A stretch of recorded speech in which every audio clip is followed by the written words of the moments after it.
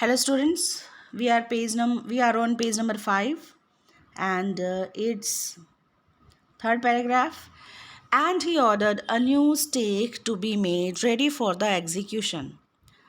So we have read that the merchant is found to be the real root of the murder. So now the king had ordered for a new stake. A stake is a post with pointed edge जिसके ऊपर जिसको गले में डाल दिया जाता है और फिर एग्जीक्यूशन दे दी जाती है, इम्प्लीमेंट कर दिया जाता है एक्शन को. And he ordered a new stake to be made ready for the execution.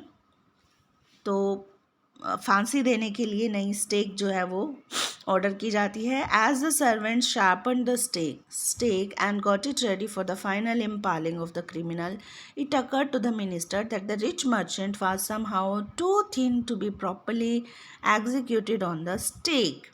अब एक नई प्रॉब्लम खड़ी हो गई है. प्रॉब्लम क्या आ गई है कि सर्वेंट्स ने जब उस स्नेक को शार्प किया, उसको बनाया and got it ready for the final impaling. Impaling here means to push sharp object through body, कि जब उसको क्रिमिनल की बॉडी में से निकालना था, उसके गले में डालना था, it occurred to the minister that the rich merchant was somehow too thin to be properly executed on the stake. तो मिनिस्टर को पता चला कि जो रिच मर्चेंट है वो तो बहुत थिन है और वो उस स्टेक पर फिट नहीं आ सकता. He appeal to the king, to the king's common sense, the king too worried about it. तो उसने रिक्वेस्ट की, कॉमन सेंस को जगाया किंग की कि भाई फिट ही नहीं आएगा, वो तो स्टेक बन चुकी है और उस पर फिट नहीं आएगा. और किंग भी जो था वो वरीड हो गया, टेंस्ड हो गया.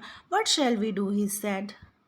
When suddenly it struck him that all they needed to do was to find a man fat enough to fit the stake.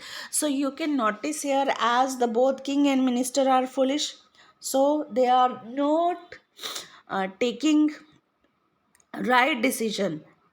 Now when the stake is too big for the merchant, they are not trying to make it again, they are just finding the another man who is fat enough to fit that stake. तो आपको क्या लगता है अब वो fat man कौन होगा, किसको लाएंगे? Let's find out. तो किंग कह रहा है कि क्या करना चाहिए, और तभी उसके दिमाग में आइडिया स्ट्रक करता है कि हमें सिर्फ किस चीज़ की ज़रूरत है, एक मोटे आदमी की जो कि उसमें फिट हो जाए. The servants were immediately sent all over the town looking for a man who would fit the stake. तो जो भी सर्वेंट्स थे वो भेज दिए जाते हैं इमीडिएटली पूरे टाउन में, ताकि वो सर्च करें. Looking for here means search a man who would fit the stake, कि जो स्टेक में फिट हो जाए ऐसे पर्सन को वो ढूंढें. And their eyes fell on the disciple, और उनकी आंखें, नज़रें जो थी वो स्टूडेंट के ऊपर पड़ी. Who had fattened himself for months on bananas and rice and wheat and ghee, जिसने अपने आप को मोटा कर लिया था मंथ्स तक कंज्यूम कर करके बनाना को, राइस को, वीट को एंड घी को. So the disciple had become fat here. What have I done wrong? I am innocent. I am a sannyasi, he cried. तो जब सर्वेंट्स जो थे उसको पकड़ने के लिए पहुंचते हैं तो वो क्या कहता है कि मैं तो इनोसेंट हूँ. What have I done wrong? क्या गलत कर दिया, मैं तो सन्यासी हूँ.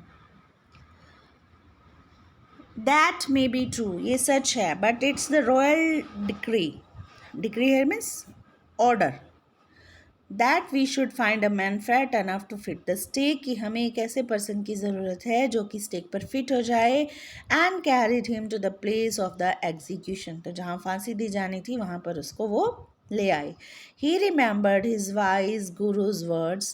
Now the disciple is recollecting the words his guru has said, what he had said.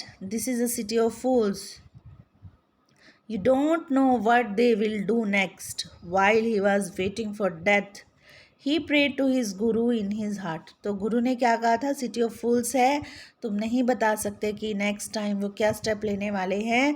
तो जो वो डेथ की वेट कर रहा था, अपने दिल में वो गुरु से प्रे करता है, asking him to hear his cry wherever he was, कि उसकी क्राई को, उसके रोने को वो सुने, वो जहाँ पर भी थे। द गुरु सा एवरीथिंग इन अ विजन। तो गुरु जो थे वो ही वॉज अ वाइज गुरु, तो उनके पास मैजिकल पावर थी।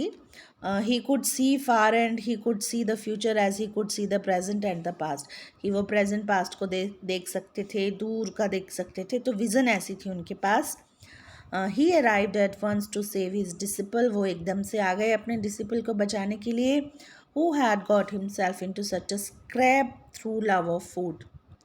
स्क्रैप है मीन्स प्लाइट, दुर्दशा में वो फंस गया था, just for the sake of love of food, उसको बचाने के लिए वो आ गए। As soon as he arrived he scolded the disciple and told him something in a whisper. और जैसे ही वो पहुँचे, उन्होंने स्कोल्ड किया, रिब्यूक किया, डांटा डिसिपल को, और कुछ जो है वो विस्परिंग साउंड में, इन अ लो वॉइस उसको कुछ कहा, उसके कान में कुछ धीरी सी आवाज़ में कहा। Then he went to the king and addressed him, और फिर जो गुरु थे वो किंग के पास गए और उनको बोला, O wisest of kings, who is greater, the guru और द डिसिपल, कि तुम वाइजेस्ट हो सारे किंग्स में, बताओ कौन महान है, गुरु महान है या डिसिपल महान है। Of course the guru, no doubt about it, why do you ask. तो किंग पूछ रहे हैं कि गुरु महान होता है, कोई डाउट नहीं है इस बात में, तुम क्यों पूछ रहे हो। Then put me to the stake first, put my disciple to death after me, कि मुझे फांसी पर लटका दो और मेरे बाद मेरे स्टूडेंट को लटका देना। Have a nice day students.